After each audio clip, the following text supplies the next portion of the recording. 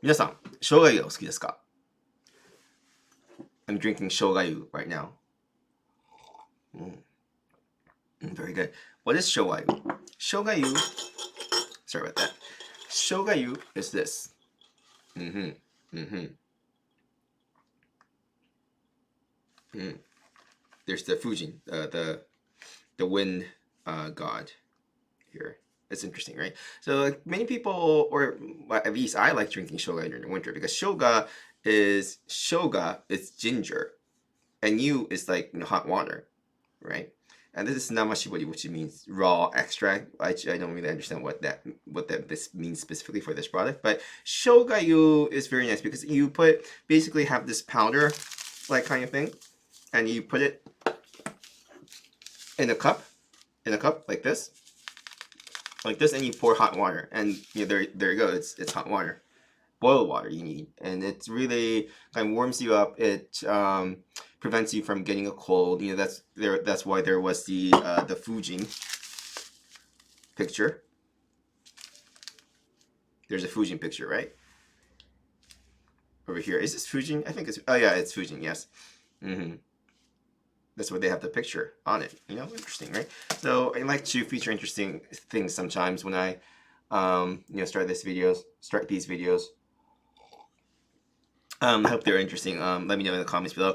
Anyways, I just wanted to cover, like in the title of this video, a very important topic about, incense, right? So incense, you really need to be careful of fire and other things as well, right? When you burn incense. And as a seller who sells incense, and, as a owner of this YouTube channel that focuses a lot, not just only incense, but statues, Buddhist goods in general. But like I have, I'm making a lot of content in with the focus on incense as well. So I just thought it was really important for me to cover, you know, some tips to burn incense safely. That's the title of the video.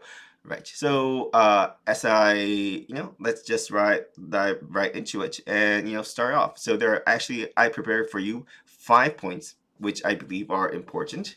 I may cover other points in the future as I kind of remember things and do more of research. But I think this 5 points, I think from my experience, is very important to me. And let me know if there are any points that you actually are mindful of, and maybe I can recreate in another video in the future. Okay, so let's start. Number one, it is important to make sure that there are not like a lot of stuff around where you're burning incense. For example, on my table right now, there's a there's a pair of gloves like this, right? Because I use this in videos, right?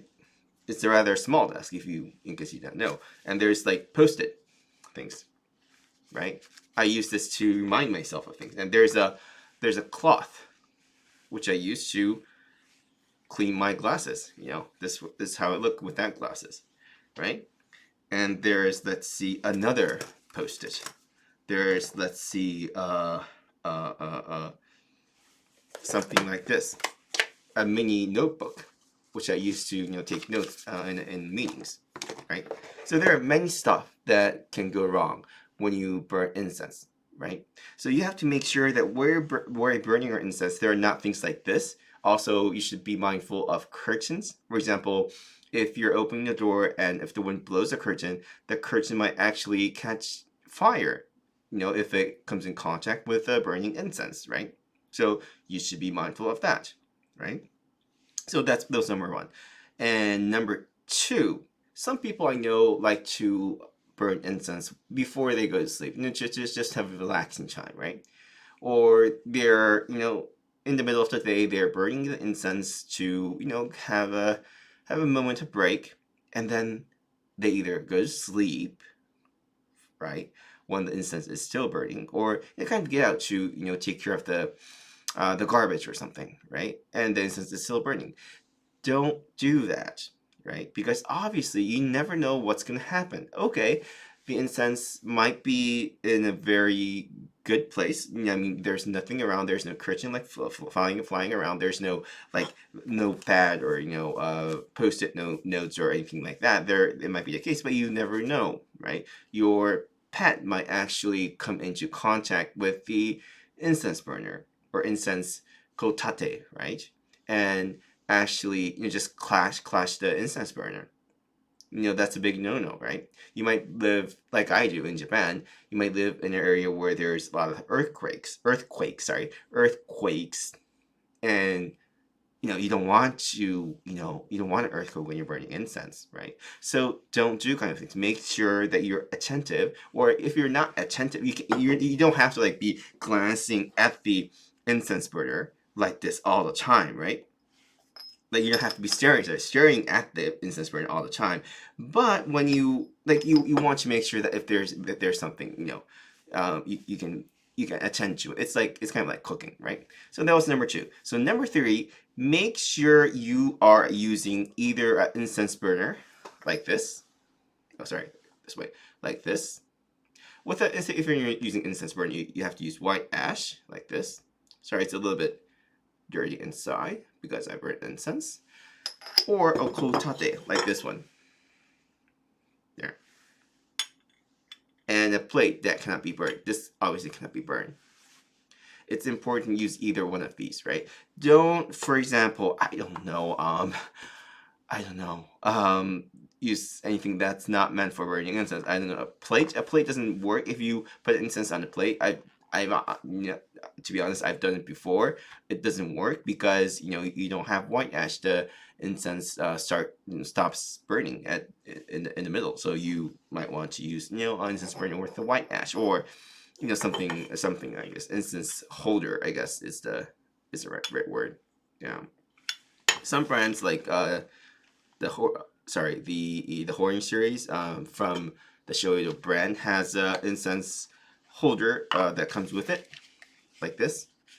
Yeah, well, this is not the incense holder, but it comes with an incense holder. I opened this and used it, so there's not an incense holder, but that's it. But you really need to make sure that your proper equipment, i.e. incense holder or incense burner. My recommended option is incense burner because I feel safer that way, in my opinion. Okay, so that was number 3. So number 4, right? And number 4 is that you need to be mindful. Oh, what did I write here? Someone recommended me that I should write a script. But okay. So I guess this is it. So be mindful of the fire, right? So you never know. This point kind of goes back to the point I made about curtains, right? So you need to be mindful of the fire. And I think when I say fire, this comes in mind, right?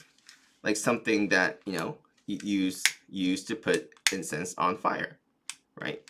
And for example, this product I use is good because it was designed specifically for incense, and I think incense. Oh, not really, not incense, but it's really good for incense. I got this at a local supermarket. But anyways, when you're not using it, I can actually lock it like this. Right?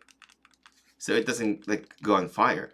But you have to be careful not to not lock it and leave it, I don't know, somewhere, and it suddenly comes in contact with a post-it note. That's very dangerous. If it's locked, I can press it all I want, and the post-it note doesn't go on fire. But what if I, not lock it? I don't want to even do it. Right? So you must be. So number 4 was you must be mindful of the fire source, right? The fire source that actually lights up the incense, and actually the incense itself can be a fire source. So this kind of relates to number 2, number 1, number 2, and maybe number 3. But you should be mindful that there is a fire source right there in front of you, basically. So that's something you should be really careful about. And number 5, this is ventilation, right? Well, to be honest, I don't like always kind of open the window when I burn incense. But probably it's better to, after you maybe burn the incense, open the window or something like that to make sure that you're ventilated. And I do actually open the window when I take a shower and burn the incense. There's a small window I can open, use in the shower. So it's ventilated, right? So I like using these small, sorry, not small, but short incenses like this, which burns for only 15 minutes, which is good for a bath time. I mean, like, I know that some people take longer baths, but I take a shower, so it's 10-15 minutes, so it's just right about good for a bath time, a shower time. So I use those type of incense. But even if it's like 10 or 15 minutes, I do open the window to make sure that things are ventilated. It's just much better that way, much safer. Right. So that was the 5 points. Number one, number two, number three, number four, and number five. So number one was don't burn near, stuff. Make sure that you're organized, right? So number two is don't go out or go to sleep while you're burning incense. That was number two. Number three, make sure you are using a proper type of equipment like an incense holder or incense burner. Number four is, be mindful of the fire source, right? I kind of stumbled upon that, sorry. And number five is ventilation. Make sure you are ventilated, right? Enough, right? Maybe if you're in a big room, it's okay, but if you're like in a small room with like a lot, if you're burning incense all day, like, that's not good, right? So make sure that you're either open the door, open the window, or make sure you're ventilated and be safe. So those were the 5 points that I wanted to talk about today. Like I said earlier, I thought it was really important as an incense seller to cover these points, and I hope these points were good, and I hope you stay safe with incense, right?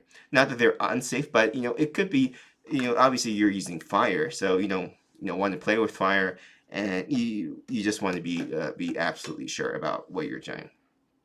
Okay, so again, thank you for watching. Thank you for watching the show, and I hope to see you guys later in another episode. Oh, that sounds cool. Another episode. Okay, so see you guys later. Bye bye. I can't believe you pressed bye bye. Oh, what happened? Oh.